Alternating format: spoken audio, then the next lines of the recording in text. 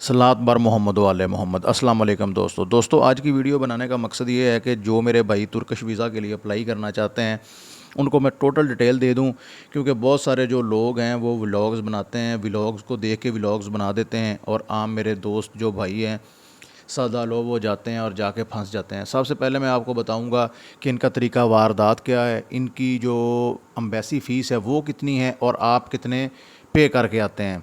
और जब visa refuse हो जाता है तो आपको क्यों नहीं कुछ बताया जाता कि वीज़ा की जो रिफ्यूज़ल है वो किस वजह से हुई है। मैं आपके साथ डॉक्यूमेंट्स शेयर कर रहा हूँ, आपने जितनी भी वीडियोस देखी होंगी उनमें टोटल डिटेल तो दी जाती है मगर कोई डॉक्यूमेंट्स शेयर नहीं किए जाते, क्योंकि बहुत सारी वीडियो जो हैं वो वीडियोज़ को देख के बनी होती हैं। तो अपने पैसे ज़ाया होने के लिए और अपने टाइम को वेस्ट होने से बचाने के लिए इस वीडियो को पूरा देखें, इसमें हर चीज़ की डिटेल होगी। अब सबसे पहले मैं आपको बताता हूँ कि जब आप वीज़ा एम्बेसी में जाते हैं ना, तो आप जो वीज़ा फ़ीस जमा करवाते हैं वो क्या होती है और उसकी स्लिप जो मिलती है उस पर क्या क्या लिखा होता है। दूसरी बात जो है, जो स्कैम किया जाता है वो भी आपको बताऊंगा। तो ये देखें, जो स्लिप मैं साथ लगा रहा हूँ ये आप स्लिप पहले चेक करें। ये जनाब वो स्लिप है, इसमें 16,000 रुपया जो कॉन्सलेशन की फ़ीस है कॉन्सलेट की, ठीक है।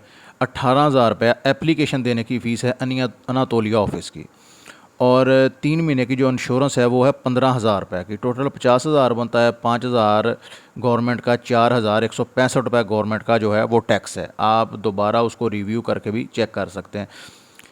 अब मुझे ये बताएं कि एक जो उनकी वीज़ा फ़ीस है वो तो है 16,000, 18,000 रुपया ये चार्ज कर रहे हैं जो अनातोली ऑफिस वाले जो आपकी फ़ाइल जमा करते हैं। 15,000 रुपये की आप इंश्योरेंस ले रहे हैं। अगर आपका वीज़ा नहीं भी लगता तो वो इंश्योरेंस ज़ाया गई, ये वापसी रिटर्न करवा लेते हैं, उसकी पेमेंट भी इनको बच जाती है। ये सारी भेड़ चाल चली हुई है, कोई पूछने वाला नहीं है। अच्छा जी, अब वीज़ा आपने जमा करवा दिया। वीज़ा जमा करवाने के बाद आप वापसी आ गए तो आपको जो मैसेज आता है वो ये होता है। जब आप एप्लीकेशन जमा करवाते हैं तो ये आता है कि अनातोलिया ऑफिस में आपकी जो फ़ाइल है वो एक्सेप्टेड हो गई है। उसके बाद आपको ये हेल्थ इंश्योरेंस जो है उसका मैसेज आता है। ये देख लें, इस पे डिटेल लिखी होती है। ये 2 मैसेज आते हैं वीज़ा जमा करवाने के बाद, और आपको कहा जाता है कि 15 दिन के अंदर आपको रिप्लाई आ जाएगा। अच्छा, 15 दिन के बाद या 10 दिन के बाद, 12 दिन के बाद जो रिप्लाई आता है वो ये रसीद है, ये चेक करें। 10 दिन के बाद जो मुझे मैसेज आया था ये था, dear Sufiyan please collect your passport और kindly Lahore office Anatolia office. ये आप जब लेने जाते हैं पासपोर्ट, तो आप जब पासपोर्ट रिसीव कर लेते हैं उसको ओपन करते हैं तो आगे से ये आपको जो रिप्लाई आता है उनका ये होता है। जब आप पासपोर्ट को ओपन करते हो तो ये रिफ्यूज़ लिखा आता है। इस पर कुछ मेंशन नहीं किया होता कि आपका वीज़ा किस वजह से रिफ्यूज़ किया गया है, आपको वीज़ा किस वजह से नहीं दिया गया। बस इस रिफ्यूज़ मतलब इनकार, इनकार का स्टैंप लगी होती है और वो आपको पासपोर्ट दे देते हैं। अगर आप उनसे इन्फॉर्मेशन लेने की कोशिश भी करते हैं कि भाई मैं ये देख लें 10 मई 2024, तो आप अगर उनको बोलते भी हैं कि मुझे रीज़न बताया जाए ताकि मैं अपने डॉक्यूमेंट्स को अच्छे तरीके से क्लियर करके दोबारा अगर वीज़ा जमा करवाना चाहूँ, तो वो आपको कहते हैं कि सर इस बारे में हमें कुछ नहीं पता, आप तुर्किश जो है ना कौंसलेट उनसे रब्ता करें। तो बात ये है दोस्तों कि 16,000 रुपया फ़ीस है अम्बेसी वीज़े की, और ये आपसे कितना चार्ज करते हैं, 54,000। ठीक है, 54,165 रुपये एक बंदे के। फिर आप जहाँ से फ़ाइल तैयार करवाते हैं वो आपसे लेते हैं तकरीबन 10,000, 15,000, 20,000, और कुछ एम्बेसियाँ जो एजेंसियाँ हैं, ट्रैवल एजेंट्स काम कर रहे हैं, वो तो फ़ाइल तैयार करने के 30,000 तक लेते हैं। तो यार जितनी भी आपकी मेहनत होती है ये बिल्कुल ज़ाया हो जाती है। अपने पैसे ज़ाया मत करें। जो वीज़ा रेशो तुर्की की है वो बिल्कुल इस वक्त ज़ीरो है। और बहुत कोई हैवी प्रोफाइल जो केस हैं, बिजनेसमैन प्रॉपर उनके वीज़े लग रहे हैं, ठीक है, बहुत कम वीज़े, क्योंकि इसके कभी भी बंद नहीं हुए थे वीज़े।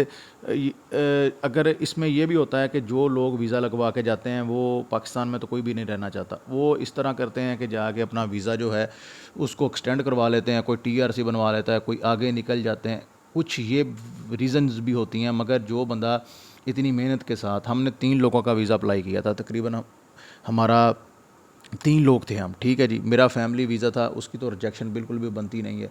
तो बात करने का मकसद ये है कि जो 16,000 रुपया फ़ीस है, मगर आप 55,000 पे कर रहे हैं, तो उनको ज़रूरत क्या है कि आपका वीज़ा लगे। ये जो हेल्थ इंश्योरेंस दी जाती है आपको 15,000 रुपये की, ये बाहर से 2,000 की मिल जाती है।